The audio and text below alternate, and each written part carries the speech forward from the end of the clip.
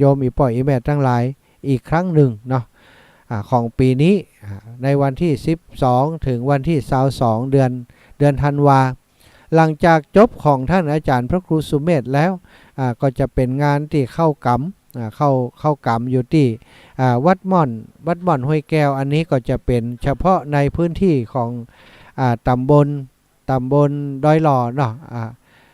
ดอยหล่อของดอยหล่อของเจ้าคณะตำบลเขต2หรืออะไรอย่างเนี้ยเราศรัทธาญาติโยมจะจัดกันที่วัดม่อนห้วยแก้วของท่านพระครูกัลยาณปราโมทย์อาตมาก็ได้รับนิมนต์ว่าคือไปช่วยงานเนาะก่อนถึง2งานนี้ก็จะมาช่วยงานครูบาอาจารย์เนาะศรัทธาญาติโยมทั้งหลายแล้วตอนนี้มาเช็คเสียงพอแล้วศรัทธาญาติโยมก็คงจะพักกันไปนักแล้วเนาะการงานมันก่อนนักก่อนหลายดูอาตมาเองวันนี้ก็อิดละแล้วศรัทธาญาติโยมฉะนั้นช่วงนี้ก็จะขอนำรายการจากลาศรัทธาญาติโยมไปก่อนเพื่อจะได้เตรียมตัวพักผ่อนวันพุธมาเจ้าก็จะได้ตื่นขึ้นมามาพบมาปะมาอูมาจากันตีสามถึ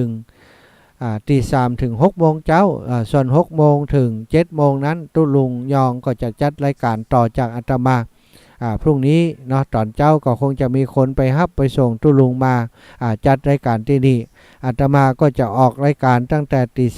3คงจะยาวตี 3ตี 4ตี 5ตี 5 6 ถึง 6 โมงปุ่น3 ชั่วโมงก็จะจะเอ่ยกันไปนำเรื่องราวดีๆมาฝากมาแบ่งปันอาจจะนำเสนอในเรื่องของบรรยากาศของงานวันพรุ่งนี้พอว่าไผ่ตื่นเจ้าตื่นขวายจะได้ตื่นเจ้ามาเปิ่นยะอย่างกันพ่องก็จะได้มาพอกอยกันเนาะศรัทธาญาติโยมเอาละเจช่วงนี้ก็จะพักเบรกฟังเพลงก่อนเนอะ